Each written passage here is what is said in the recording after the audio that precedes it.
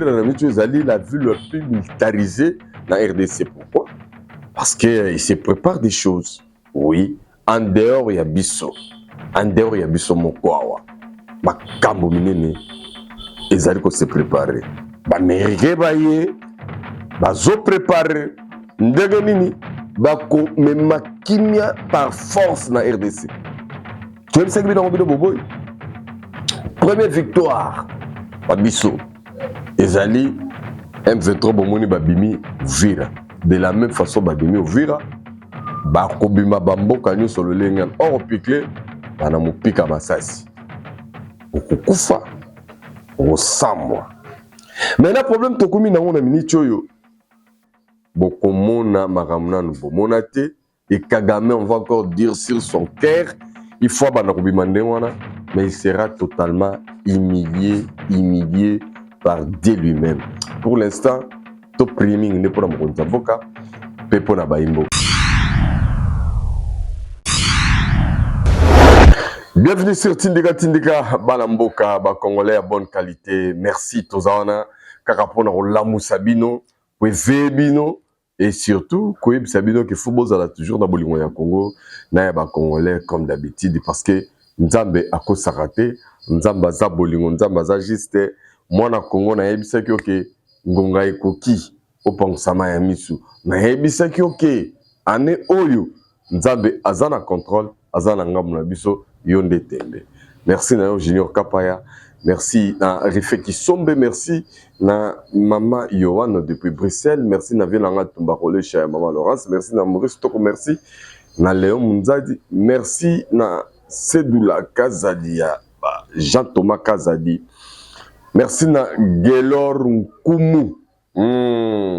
Baza Saint Thomas la rate hôtel impérial la rate banda loana donc baya o bazala na bino moko boyebit. Chinois yeb saka bango ke Gelor Nkumu aza fan ya tongo yeb na bona tindika sadika kolia mutu.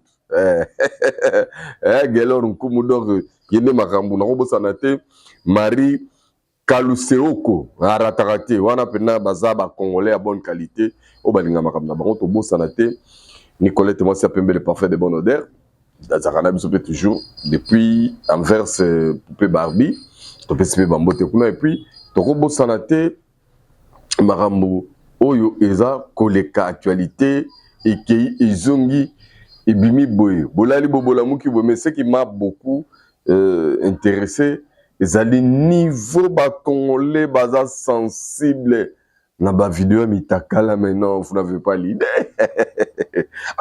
Mais j'étais étonné.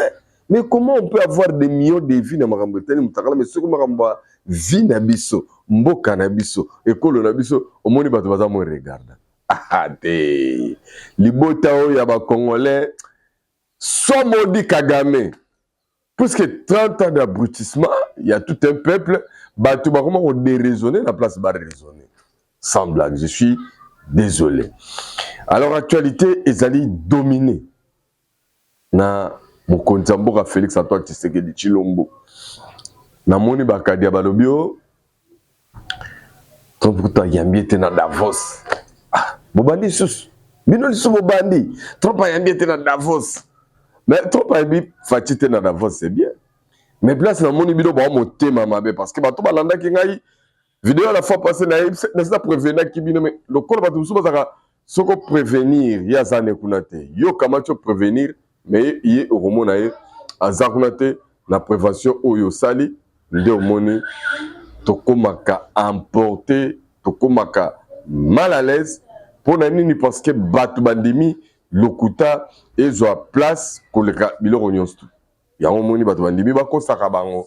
je vous avais déjà prévenu. Na lobby, bazu maloba ya Donald Trump. Parce que ça peut pas la libosote basalango. Basalango à travers l'intelligence artificielle.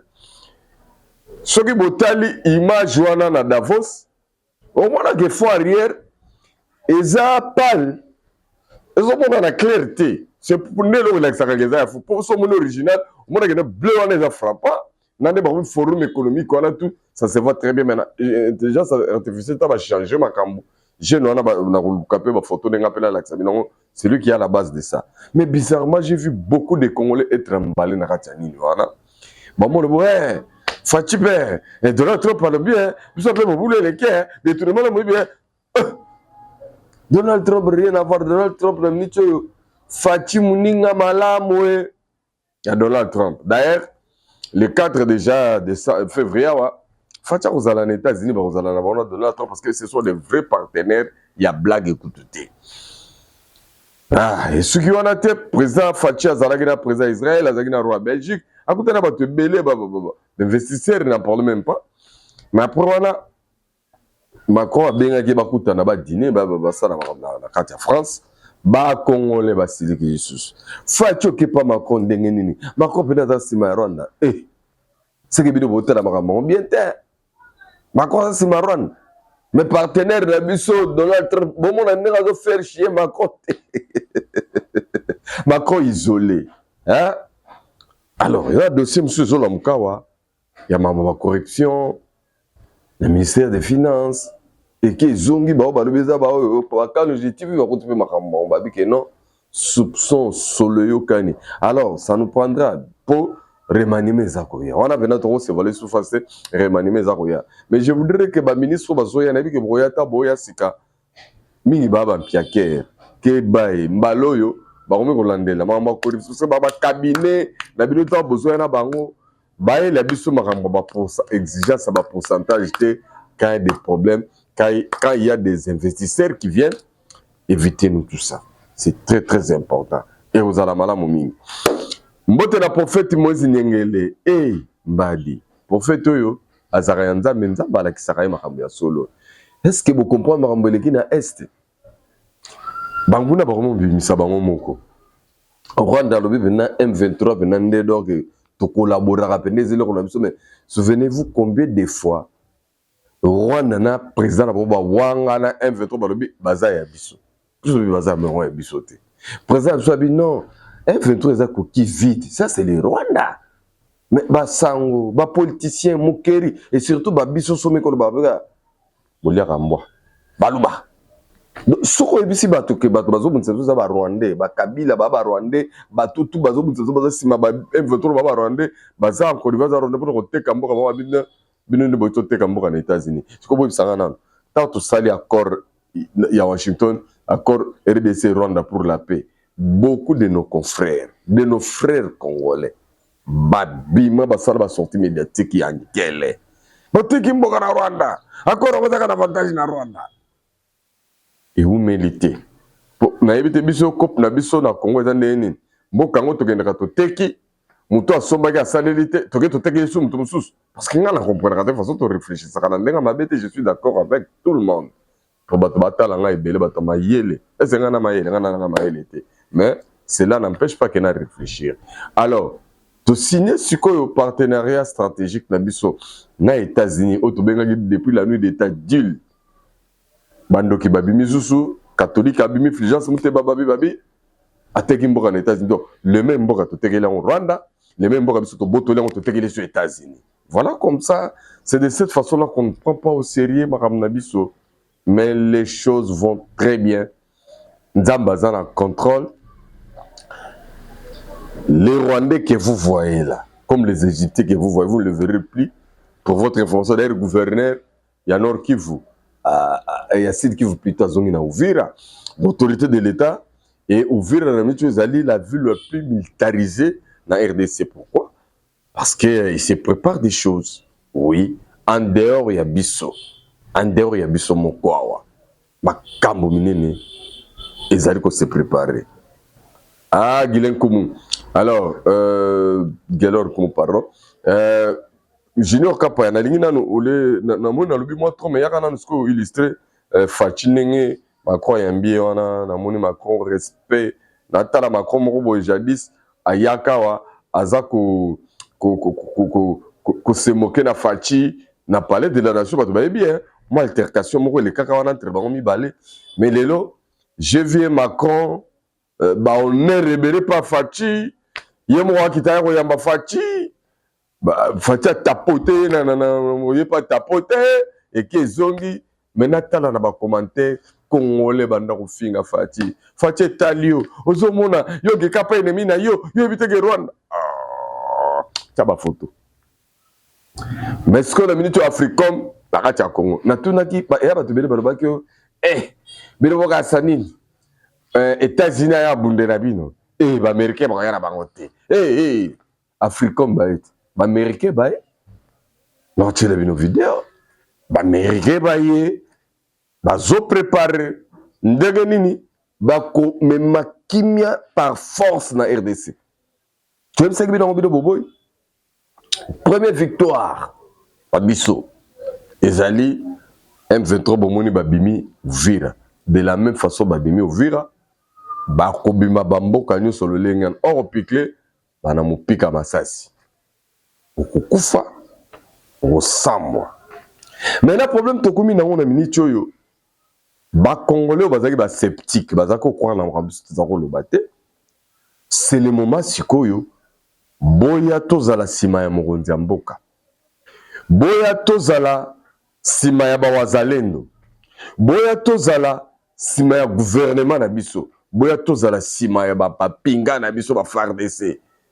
Je dis à quelqu'un hier ngabi Africom baye na moni ba s'entretenir na état-major général kuna na mongali ba pena na moni réunion moko vraiment ya eleka kitoko makasi ba généraux na tout corrompu non ba généraux na biso baza corrompu bazali tala toza le seul rare pays na planète awa au monde voilà président moko pendant que ton la démocratie mais toza agressé momoni gagne presque nyonso ya ba konzi ya sécurité bakangami parce que ce sont les hauts prix gradés armés na biso non ce sont les hauts prix gradés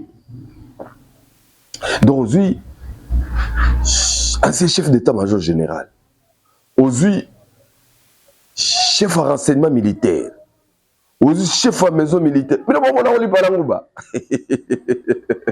ça va congolais alors dans ce cas ba rumeur que je ne confirme pas que Bombo va boire qui na Kalundu et ça a trois figures emblématiques et mon anaté.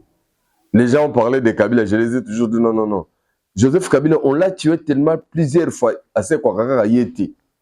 Mais il y a des figures parce que ce qui s'est passé à Bukavu, lors il y a une réunion au Monaki, nanga zo sabino ke biso te sabino objectif to bundera nanga yo zo libérer te yonde bakanga yo un prisonnier qui veut libérer les gens qui sont libres est-ce que sont monao ils sont libres pas facture vont libérer yonde la badanya saf bakangi bino na ba seti ki kunde bazana bokanga mina liboka kanga d'ailleurs alobiki donc bino ndo kana M23 za borna kagame ko tuno kabila ko tolo bakala été Nyaruga n'en parle même pas. Donc ça, ce ne sont pas nos oignons, mais ce qui est plus important, et c'est qu'il faut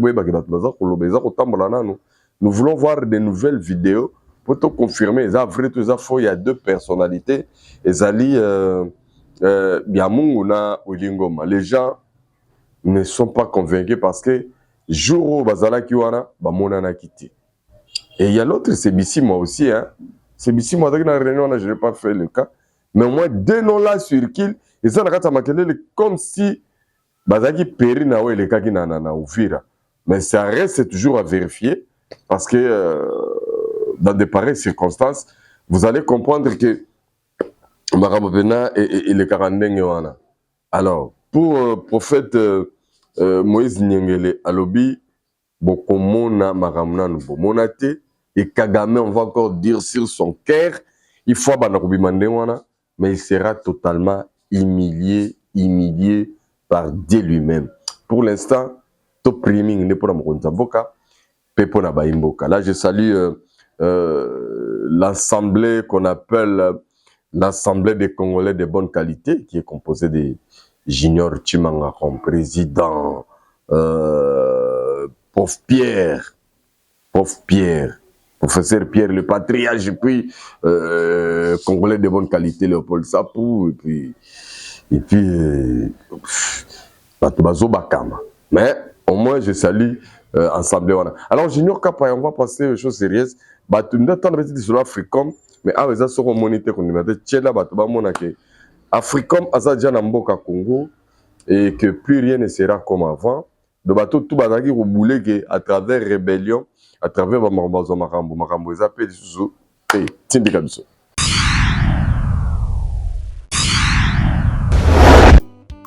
Avec Fatih Béton, nous bâtirons un Congo digne et prospère. Maman présidente Marie-Laure Kawanda soutient Fatih Béton à 100%. CG Augustin Kabouya dit merci à héros national Dr Etienne Tshisekedi pour tout.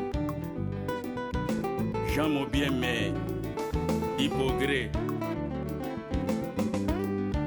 Soutenons Fatih Béton, donnons-lui les temps. Depuis du temps qu'il a fait, qu'il y a plusieurs réalisations.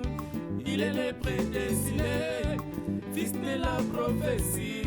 Et c'est qu'un président, Fumukimbangu prophétisa. Fils de l'héros Etienne, père de la démocratie. S'il était vivant, il allait être fier de son fils. Soutenons tous les, donnons-lui les.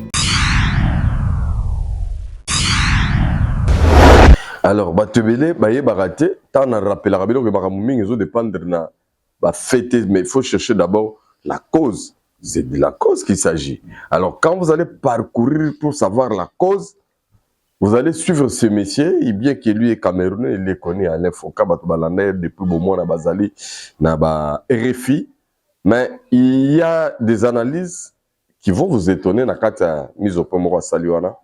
Et c'est pour vous aider à comprendre vraiment ce qui se passe, le plan, tout ce qu'il y a. Est-ce que vous savez pourquoi Kagame a Tingama Bukavuna, Nagoma et Azobaki Vaneza? C'est parce que tungstène,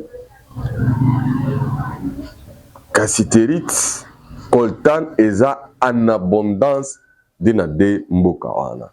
Or, on les a plus recherché pour preuve. Ba chinois mutu baza simana M23 ba fournir ba mbongo ba makambo bana ba entreprise bango eza na Hong Kong do mbongo na miniti oyo États-Unis mutu ba toko lobela ngo ba lobi mutu azo financer ba M23 trop ce eza ba chinois ba chinois est-ce que to vanda kina bino mabe chinois mais bon na nana no aventure ngo ya bref documentaire oyo kapa ya sunga ba tindika ba bayoka bongo te osuki sana ka l'objectif via pesa bato parfum ya makambo ndenge ezolekela na ndenge ekeza po ye déjà za nesengo soki soki ye mutu ana États-Unis ana nesengo boye ye ka l'objectif mutu akotaka ti na kati ya bapoche ya basénateur ya baaméricain bongo yo na ngai tovandeli ka tembe longo nano likambo no ya komona ke Tshisekedi de roi muluba baaméricain mpe bamoneka muluba rien. Les Américains ne voient pas Tshisekedi muluba, les Américains voient l'intérêt du Congo d'abord. Mais toi, tu vois, le régime de Tshisekedi, il a Congo à travers le régime de Tshisekedi. Vous en avez tiré. Quand il y a tout le monde, allez, il faut qu'on ait expliqué les aboutissants.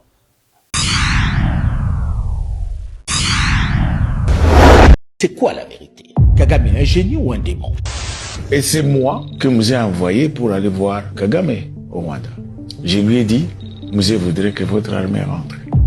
Il n'y a pas de rebelles. Je vous ai dit que ce sont les Rwandais. Vous voulez que j'exprime cela en quelle langue pour vous compreniez que ce sont des Rwandais? Les Rwandais, ils avaient massacré des villages, de communautés. Je ne reste que moi avec la maman qui est restée seule. Ces gens-là aiment le sang. Il a bien dit, le génocide, ce n'est pas congolais. Pourtant, le rapport des Nations Unies va bien documenter ces tueries, ces massacres commis par les forces rwandaises et ougandaises qui ont accompagné Laurent Désiré Kabila aux affaires. On ne connaissait pas tout ce que les militaires faisaient. Même le musée ne connaissait pas tout. Ce qui se joue ici est très clairement lié aux richesses minières dont regorge le sous-sol de l'Est de la RDC. Le Rwanda a une raffinerie aujourd'hui de coltan. Mais le Rwanda n'a pas de coltan dans son sol. Le Rwanda est en train de construire une raffinerie moderne d'or pour toute l'Afrique australe. Écoutez, soyons quand même sérieux. Imaginons deux choses. Un, qu'il y ait un retour d'un pouvoir relativement fort en République démocratique du Congo et que Kinshasa réussisse à reprendre le contrôle du Kivu et de ses provinces orientales. Le Rwanda perdrait du jour au lendemain 50% de ses revenus. Mais ça, la vérité. Ce qui développe ce pays des montagnes, C'est l'argent des minerais du sang volé en RDC au prix des millions de vies et de déplacés.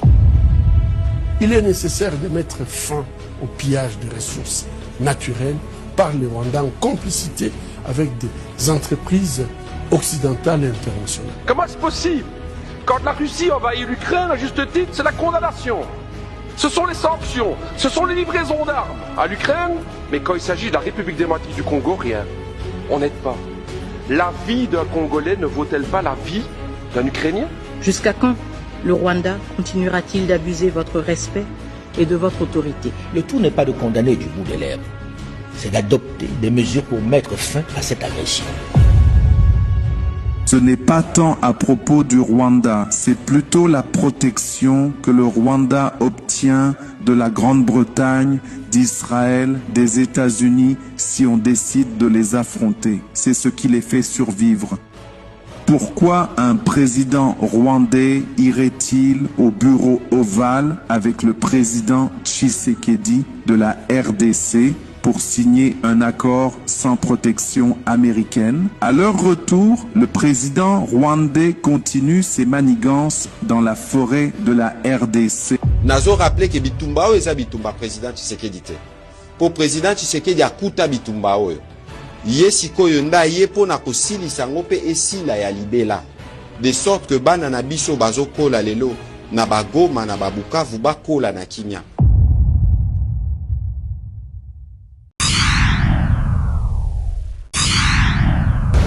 Voilà. Je pense que Bouchi Kolana. Maintenant, bato va réussir biloko makasi. Pourquoi? Parce que nous avons développé un esprit à tribalisme. Ils ont profité de ça.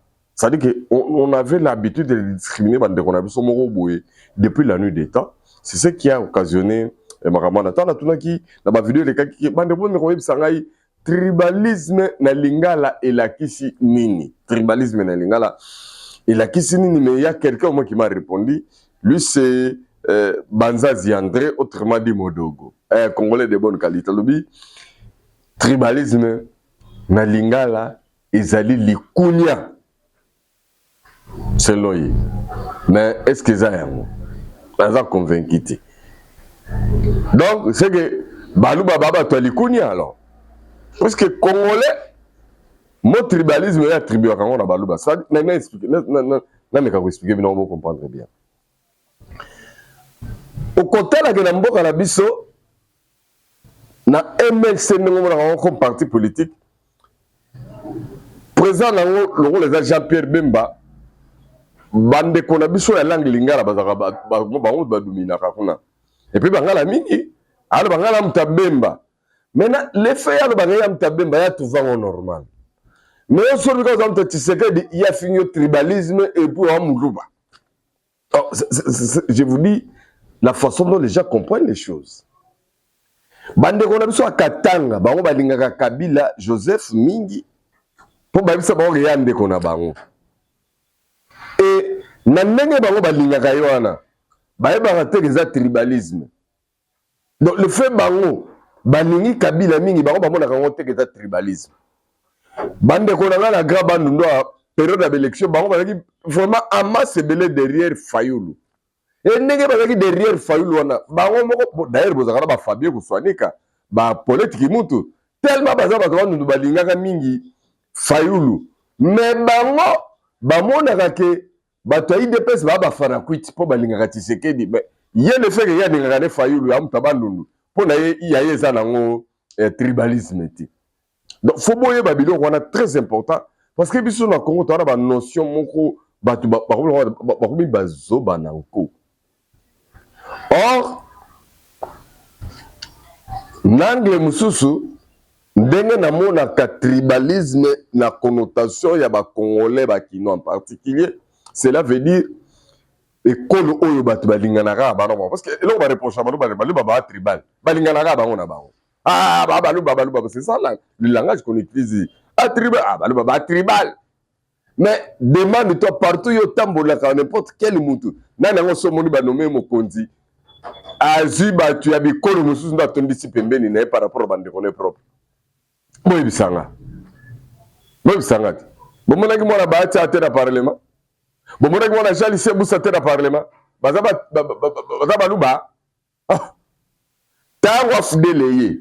Bazui Swahili, ba commission, ba généraliser même ba tout Swahili. Tout le monde a dit que tribalisme. Tout le monde a dit. Mais, tu sais que dans un président, dans mon rôle. On a mon arachilou dans l'administration. Mais tu vas dire que nous avons les laïcs, tu sais que dans un président, dans mon arachilou. Mais Afdel temps, oui. Eh oui. D'ailleurs, écoutez, Bimisa Bakino Bazoba. Pour ba ben soda nyon sokundi. À partir d'Afdel, tu as aboutir baron. Aux alara la grade. Aux alara la grade était. Et pas Yakino. Aux alara Mokondi. Pour ba tunaki, tant Afdel. Oh. Afande. Oh. Afande. Ah, Mokondi, on se va Afande. Ah. Kino a tenu. Afande. Il a dit si na français au commandant. Ok. Bon commandant si on a lingala Mokondi. Nde bomona appellation tikala pa bakinois. Sodanyo sezaka Mokondi, Kundi. Kitorote. Alors kapaya tindi kilabso Kalonge TV atia ba congolais à bonne qualité na parfum ya ba solo na biso na ba américain ndenge zo lekela. No stop. Tindika.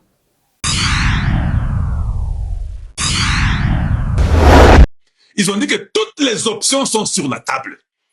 Même Chris Smith et Mora Lobby, hein, vous qui connaissez les membres qui sont ici avec nous, il était en train de parler à qui? À Ronnie Jackson. Les membres qui sont ici qui connaissent Kagame. Même ceux qui ne sont pas ici, c'est lui qui les connaît personnellement. C'est ça le moment de lui dire. Moi, j'ai fait passer une loi. Et un président, je ne sais pas de quel pays là-bas, a été chez George Bush qui avait signé ça. Ça ne sera pas acceptable. C'est ça le moment où il y a Kagame. Je vous dis que les qui toquent, les lois qui toquent makasi. Les lois, Basuki et Sili. Même la femme là, Sarah qui parle, elle continue, elle dit, hein, Nengezaboy, elle commence à parler de agrément Congo-États-Unis, comment il faut que localement, localement, comment les Congolais peuvent s'en sortir dans ce deal. Est-ce que vous pensez au peuple congolais? Est-ce qu'il y aura une transformation localement? Mais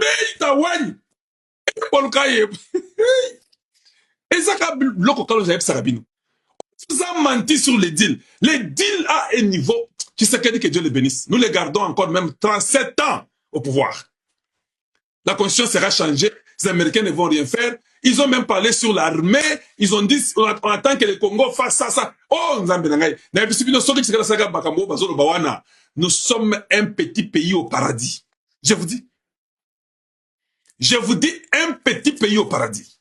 Un vrai moyen de sortir le Congo. Ils ont même dit que nous avons signé sa sécurité avec le Congo. Il y a des choses que nous attendons. On ne peut pas y avoir des enfants soldats dans l'armée congolaise. Tout ça, ils en ont parlé.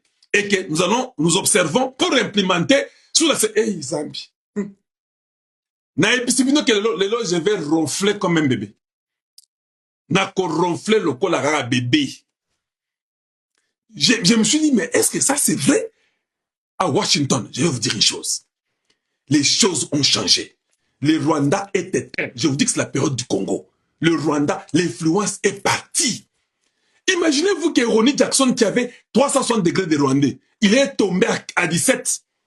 Et que sur les mêmes panels, Chris Smith, qui est avec les Katumbi, lui dit que si tu as signé, tu dois respecter ça. Et puis il dit, vous qui connaissez Kagame, Boye Bissaye, si tu le connais individuellement, c'est ça le moment Boye Bissaye. Vous avez humilié notre président. Hey! La constitution est en train de changer Kalamingité. Le M23 Mouboul, et MONUSCO, Sarah a lobby que nous, au département d'État, nous sommes en train de réfléchir comment nous pouvons équiper la MONUSCO avec les matériels capables de faire face à cette histoire de l'Est. Hey! David Grizzly, tout ce que je vous ai dit, je me suis dit, mais finalement, voilà. C'était incroyable. J'ai causé avec celle qui était la conseillère de Sarah qui était à côté. Et ce qui est étonnant, la femme, on a tiré une photo, Brenda, qui était à côté de Sarah. Sarah dit non, j'ai un contact, il y a Kalonge, je donne tous les contacts. Et puis quand je parle avec la femme, la Brenda, Elle est de chez moi au Colorado. Il a le bien, Zambi Wani, Zambi Wani. Yo Zambo, Zaki Toko Boy, Ndengeni Boy, Soupajino. Oh non, moi j'habite Boulder, je suis du Colorado, et comment le ski? Est-ce que tu sais ski est là-bas, maman, qui est de côté à ski? Ski, na roboka na zam la makasi, et puis na kobanga, na ota Afrique, na zaima mukete, na yagi déjà moi na zana komaki na ba 17, non 18, 19 ans. Moyen ya ko sala ski ezate. To bando beta ma solo ya ski ya ba montagne na biso ba Colorado et qu'on sort. Directement, il était tellement à l'aise qu'elle a pris mon contact, elle a pris mon adresse, mais elle a dit, non, toi, je te recontacte d'ici après-demain. Hey, dites-moi. Quand elles vont me recontacter, Sarah avec Brenda, je vous pose la question. Je parlerai de quoi selon vous? Bien, on va passer à la réponse. Est-ce qu'il y a un Congolais aussi de la très bonne qualité qui aime le Congo comme Kaloge? Vous avez déjà la réponse. Je vais accuser Kagame et tous ces Rwandais inutiles de très mauvaise qualité qui sont des génocidaires. Je vais les accuser. Je vais écrire beaucoup, les accuser. Accuser même leurs domestiques. Ça sera encore un canal avec les informations que je vais encore leur donner, les images de M23. Nanga Okufi, papa.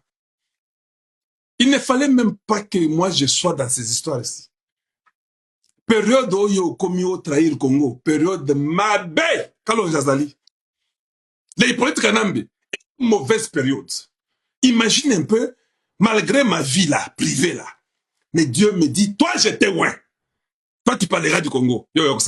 Donc toi tu me vois, je suis, moi, je suis tellement strict que je ne blague pas. Quand nous parlons du Congo, on ne veut pas de blagues. Ce deal doit aider que tout enfant congolais, j'aimerais que les Congolais soient en mesure d'acheter aussi leurs parcelles, être en mesure d'avoir aussi leurs véhicules, d'avoir aussi une vie comme toi et moi. Et tu réclames le dialogue. Et qu'on s'en les m'a pété, même s'ils ont parlé de dialogue là. Le dialogue, ça sera fait. Parce que les mêmes gens qui ont dit le dialogue là, ils ont aussi parlé, il faut que la justice soit faite. Moi, je suis comme je suis là. C'est ce que je dis, c'est ce que je dis. Je n'ai pas de secret. C'est comme ça que je suis. Donc, la justice sera aussi faite. Le dialogue, nous le ferons entre Congolais après même ceux qui 13 ans. Parce que tout le monde qui est lié au sang des Congolais qui a coulé, au dialogue. Je vous l'ai dit déjà. Nous allons donner toutes ces informations pour vous faire du mal parce que vous nous avez fait du mal. Si vous n'avez pas aimé Tshisekedi parce que vous n'aimez pas Tshisekedi, que nous on fasse quoi? Voilà. Bon courage. Vous êtes finis. Le président Tshisekedi arrivera d'ici le mois de février et puis ils auront un forum sur les pays et qui ont les minéraux, les pays fournisseurs de minéraux. Et puis après, forum moi Trump. Bosuki. J'ai dit, hein, Makambo ezana ndenge moko ya chitoko makasi. Parce que quand nous vous disons souvent, oh, Talamoulouboyo, Asolo Baka pour encourager son frère Tshisekedi. Tout a été dit aujourd'hui. Au fait, l'audience d'aujourd'hui, j'espère que quelqu'un va traduire ça pour moi pour m'envoyer rapidement en français.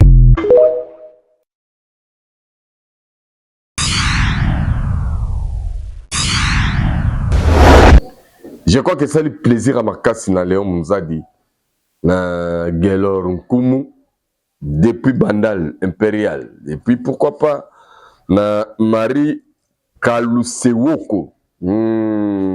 Marie Kalusewoko, ayoki bien, pourquoi pas na Banzazi André Modogo, Maman Yohan depuis Bruxelles, Velanga Tumbakole chez Maman Laurence, mais nous tous tellement belé, c'est un maman la plaisir.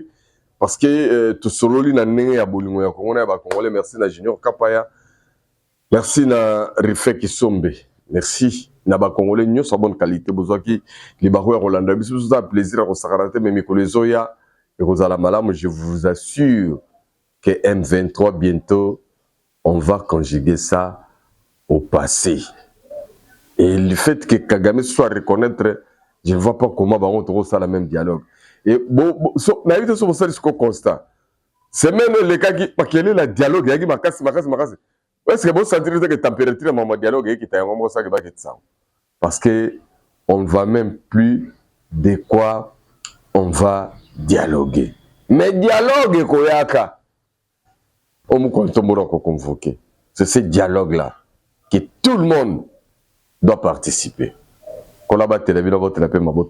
Bye bye.